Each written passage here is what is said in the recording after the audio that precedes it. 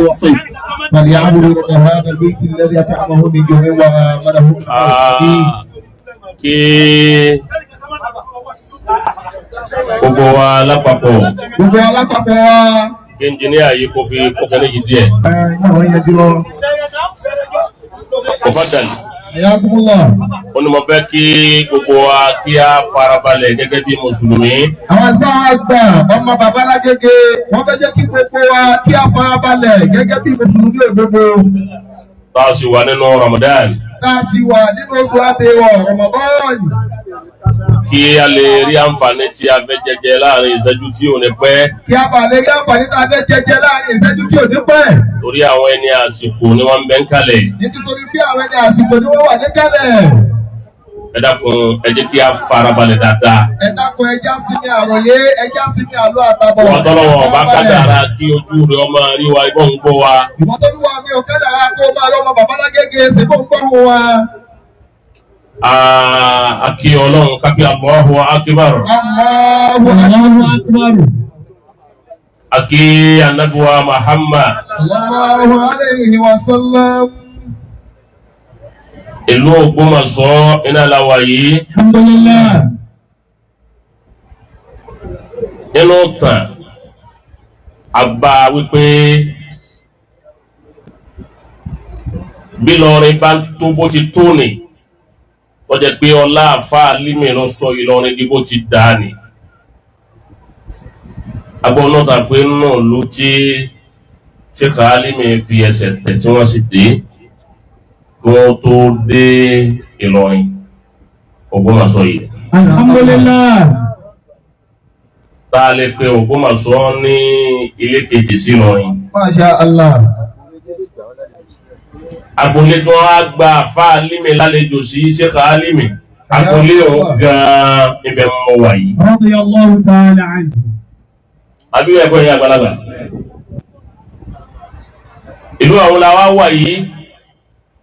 A kí ìlú náà, a kí àwọn tó tẹ́ ń lò ó bọ̀ láti ọjọ́ tí Ògbómọ̀ṣọ́ ti jẹ́ Ògbómọ̀ṣọ́. Akí wọn. Akí wọn. Èyí tí ó pilẹ̀ Ògbómọ̀ṣọ́ nù tàn. Òun lè pé àwọn tó ṣe àwọn bàbá wa kábíyèsí kalẹ̀.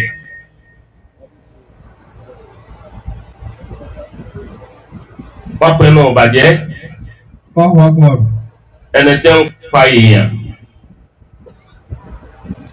tí pa kúkúrú tí pa gbogbo àwọn tó pilẹ̀ ẹ̀yìn kalẹ̀ àwọn ni wọ́n ń wìn ní ogun. Nígbà àwọn ti wá wìn ní ogun wọn náà kan wá wìn ní ẹ̀yìn má. Bàbá wa kábíyèsí àwọn tó bí yín ṣẹ́gun ni ọ̀ṣẹ́gun Ẹlẹ́mọ̀ṣọ́. Wọ́n gbé orí Ẹlẹ́mọ̀ṣọ́. Ẹni ọba lóhun tún fi nǹkan kan bá ẹ̀yin jà àbí dààmú ilé ní àyè tẹ́ wà. Òun náà fẹ́ forí sọ̀nù. Insha Allah. Hayyakumullah. Bàbá wa Ṣọ̀ún. Ẹ̀sìn kábíyèsí fún wa. Kábíyèsí fún wa. Bàbá wa Ọba Gáldì Àfọlábí Ọláoyè. Kábíyèsí. Wọ́n tó ní Ọládùn ní Òrùmagẹ́gẹ́ ẹlẹ́ẹ̀kẹta. Kábíyèsí o. Àárín àwọn Mùsùlùmí lẹ́wà yìí. Insha Allah.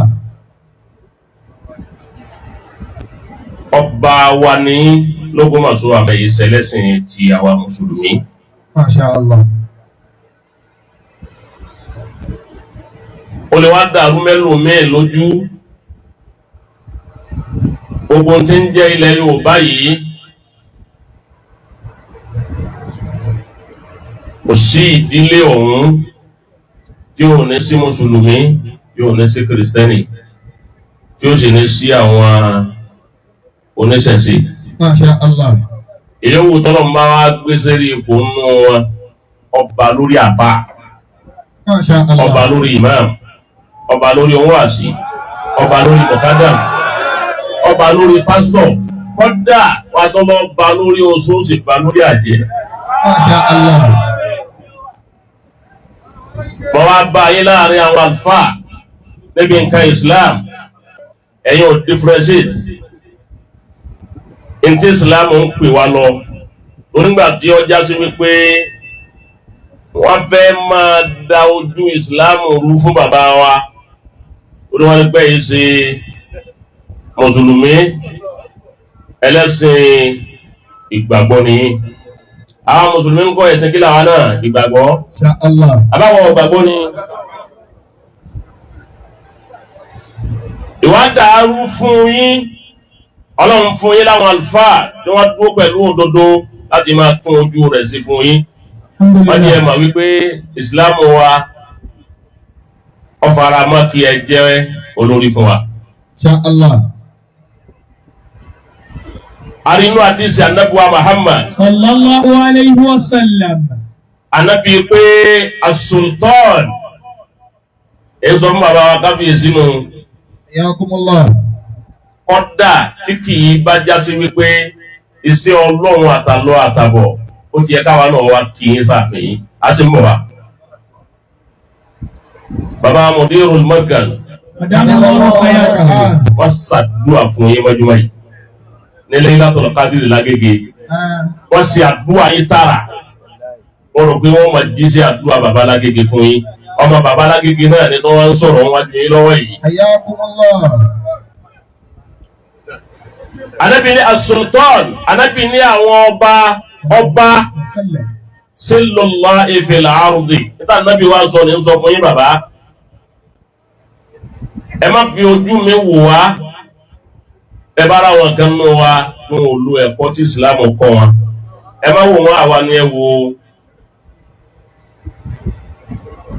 àwọn àfáàrí o, àwọn ni ẹ wò. Bẹ́ẹ̀ bá ní Mùsùlùmí kan àbá àfáà kan tó wà lórí mídíà tí ń bú yín, tí ń sọ̀rọ̀ tí ọ̀dà sí, Ànábì kọ́ra òun lọ́nà rẹ̀. Ayakumullah. Ojú tó wọ́n fẹ́ kí ẹ bá ń fi wo òun lónìí. Lórí wọn gbọ́ ọ̀rọ̀ tí ẹ sọ láìpẹ́ yìí nípa gbogbo àwa Mùsùlùmí àwọn tí wọ́n ń sọ tí ọ̀dà sọ́ba. Ẹnìkan ò nífẹ̀ẹ́ nu àtẹ kan ọba, bọ́ bá jẹ́ àfáà, aṣọ yìí ọ̀pọ̀ lára rẹ̀ ni. Amina ya Allah. Kò nílò ìdálẹ̀. Masha Allah. Ẹ máa wò wọ́n. Ẹ má sọ kankan.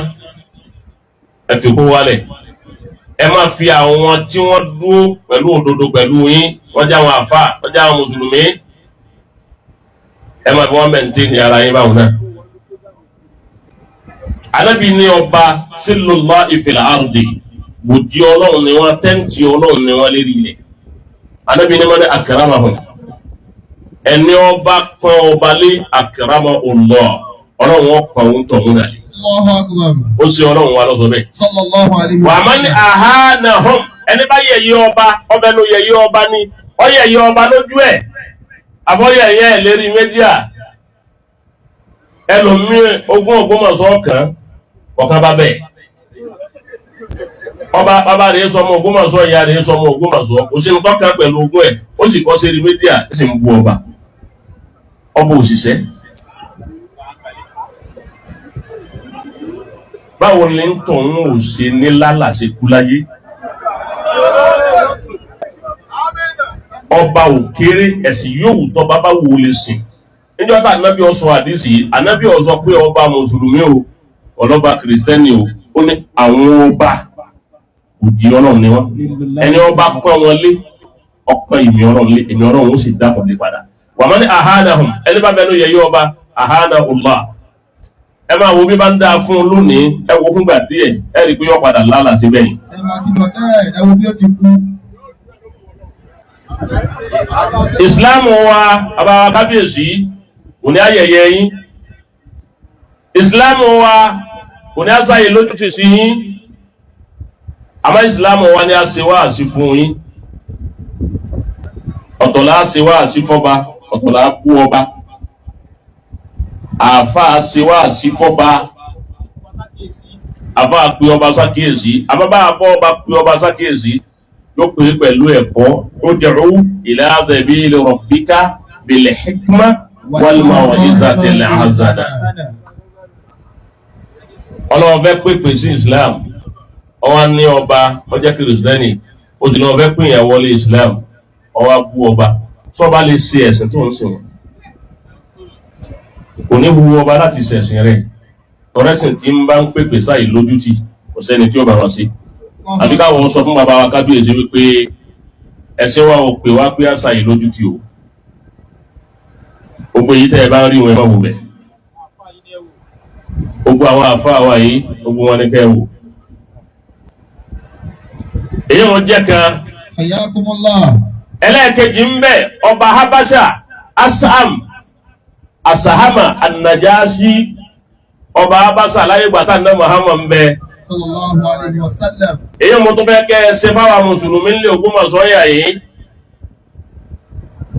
ẹ bá wa dá sọ́rọ̀ ẹ̀sìn wa tẹ́ bá ní tẹ́ fi ran ìsìláàmù lọ́wọ́ ran mùsùlùmí lọ́wọ́ lásìkò yín tí ìsìláàmù òfin ní fọkànbalẹ̀ nílùú Ògbómọ̀ṣọ́ ẹ lápẹ́ bá wa ṣiṣẹ́ lórí ẹ̀ àṣìrípẹ́ ẹ̀ ti ń ṣe ọ̀pọ̀lọpọ̀ nǹkan àwọn mùsùlùmí ti ń bẹnẹfìtì lára yín inú ẹ̀ lèyí tẹ́ jòkó tì í bí kì í bá ṣe bẹ́ẹ̀ ẹ ti jòkó nísìn àyè tí kú ń lọ tẹ́ ti jòkó ẹ sì dóde wa ẹ tó wá ṣe kinní kan tó wú mi lérí púpọ̀ pé nígbà tí wọ́n fẹ́ gbé máikrófóònù fún mi tọ́lọ́kẹ́ wá sí wọ́n ní wọ́n fẹ́ ṣe prógrámù kan ẹni rárá wá sí lẹ́fẹ́ gbọ́ ẹ ń já sí pé àsọba wa gbọ́ wá sí fẹ́ni wọ́n bá lẹ́kọ̀ọ́ tọmọ wá sí ẹ̀kọ́ sí Allahu Akbar. bí irú ti wáyé.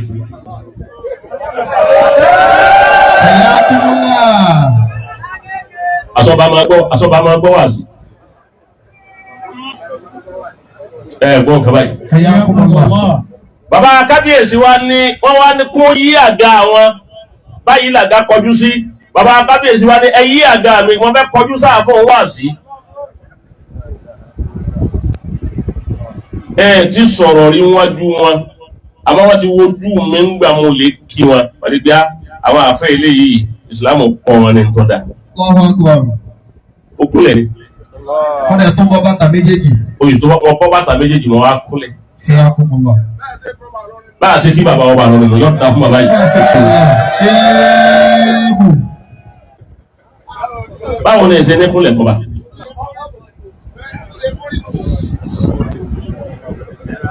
A ṣe ní kúnlẹ̀ kọ́ba. A kúnlẹ̀ ni ibà ń kúnlẹ̀ fún bàbá tiwa. Ẹni tí ń kúnlẹ̀ fún bàbá rẹ̀ ńlé tọ́wá déta tí ò kúnlẹ̀ fún bàbá ń bàbá ọmọ àdìgbò. Olùsí ọmọ ní wúwa bàbá ẹ̀. Wọ́n wá kọ́ lẹ́kọ̀ọ́ láti ta wálé. Pé àdúgbò di afárá bá dé tọ́wọ́ náwó sọ́ba àwọn tọ̀hún ní ọkọ̀ gbé káwẹ́ lọ́wọ́ yá lùbákì àti kéwu tó ké. Òun ló dójú ti kéwu fún ẹ̀. Ìsìláàmù kọ́ wa lẹ́kọ̀ọ́ tó pọ̀ o. Asahama Najashi ọba Habasha ẹjọ́ tí ìsìláàmù ní pírọ́blẹ́mù ní Maka ẹ̀wọ̀n nǹkan àwọn kèfèrí àwọn ẹlẹ́bọ àwọn olóòṣà àwọn ni wọ́n fara ní Islam wọ́n fara ní ànábì ìlú Maka ìgbà tí ìnira àyẹ́ dáàyè kan fara ní ànábì ó ní àwọn sàábé ànábì pé àwọn sàábé Ja'far ibn Abi Talib òun ló lédi wọn ànábì ní wọn Ja'far ọwọ́ yẹn àwọn bíi 80 ọyàn tẹ̀lé wọ́n ní gbogbo ẹ̀yìn yìí wọ́n ti yọ ẹ̀yìn sọjú nílùú yìí wọ́n láwọn ọ̀pá yìí ẹ̀yà àlùfáà àwọn ẹ̀dàgbẹ́ má bínú nítorí Ọlọ́run torí bàbá wa ẹni ọ̀rọ̀ bá dùn àyífọ̀rọ̀ Ọlọ́run ni ó kí gbogbo yín ẹ̀dàgbẹ́ má fọ́lọ́ mẹ́yìn. Ànábì wa pe àwọn 80 Ànábì ní gbogbo yìí wọ́n ti yàn yín sọjú wọ́n láwọn fún lẹ̀mọ́ yín lu Mọ́kà ẹ fi mí lẹ̀ lu wọn nítorí wọ́n bá fi mí ṣe kún fi mí ṣe àmọ́ mo fẹ́ kẹ́ kúrò nílùú yìí oji inna bi ardil Habasha malikan Ànábì ní ọba kan bẹ nílùú Habasha Asahama ló kọ rẹ̀ Ànábì ní la yuslamu ahadun indahu bẹ́ẹ̀ bá dọ́dọ̀ rẹ̀ kì í gbàgbọ́ sí láyé ẹnìkan ò lè ṣàbòsí ẹnìkan lọ́dọ̀ ẹ̀ ọ̀sẹ̀ ni ó lè fi ìyà jẹ nìkan lásìkò ẹ̀ ọba òun déédéé ni Ànábì wá ròyìn ọba Abáṣà pẹ̀lú déédéé Ànábì nífa alẹ́hẹ̀kú bíbéládìhì ọ̀dọ́ rẹ̀ ní ẹ lọ ẹ lè farapamọ́ síbẹ̀ ẹlẹ́mi Ànábì ní ẹ wá farapamọ́ síbẹ̀ hatta yaj'ala Allahu lakum farajan wa makhrajan mimma antum fihi títí tẹ́ fi pọ́nù wàhálà tá a wà yìí ẹ̀yin yìí ẹ lọ bẹ́ẹ̀ lè farapamọ́ ọ̀dọ́ ọba Abáṣà tá Ànábì ní wọ́n lè farapamọ́ sí nígbà tí wọ́n ní pírọ́blẹ́mù bí wọ́n ti bí kírísítẹ́nì ni. sábẹ́ kí bàbá wọn bọ́ mọ̀nù. kírísítẹ́nì lọ́ba Abáṣà Ànábì tiwa ọwọ́ ní káwọn ọmọ rẹ̀ àwọn mùsùlùmí ó ní wọ́n lọ lè farapamọ́ sọ́dọ̀ rẹ̀ pé òun ní fọkànbalẹ̀ lérí àwọn ọmọ òun ò ní pírọ́blẹ́mù àwa náà ní fọkànbalẹ̀ lérí yín l'Ógbómọ̀ṣọ́. a ní fọkànbalẹ̀ lérí yín ẹ ló ń tọ́pẹ́ mẹ́. àdínà ya Allah. káwọn ọba ó ti máa jẹ inú ta gbọ́ wípé inú gbogbo ọba tí ń jẹ l'Ógbómọ̀ṣọ́ kírísítẹ́nì jẹ àbí wọ́n báyìí ti jẹ kò tó nǹkan méjì péré tọ̀ ṣé bàbá wa náà ní kejì àwọn mùsùlùmí ní ń jẹ ọba alẹ́ Yorùbá jẹ kí n jẹ ni orí ìdílé kan náà ló pòdúsì kírísítẹ́nì ìdílé kan náà ló pòdúsì mùsùlùmí ad-dinu lillah ọlọ́run nìkan ló ní ẹ̀sìn wal-watanu lil-jami' ìlú oko wájọ ní ìlú ni. èyí tó ń wọ ọlọ́run kọ́nyà fún wa lásìkò tá a wà yìí òun nù. bá a fa àbáwá nítorí pé òun jẹ́ àbá òun jẹ́ mùsùlùmí òun ò ní gbà fún bá a torí kọ́ jẹ́ kìrìsìtẹ́nì ọ̀gbà ọ̀kan nú ọlá ọlọ́run. ọ̀tá kó ọlá ọlọ́run lọ ni.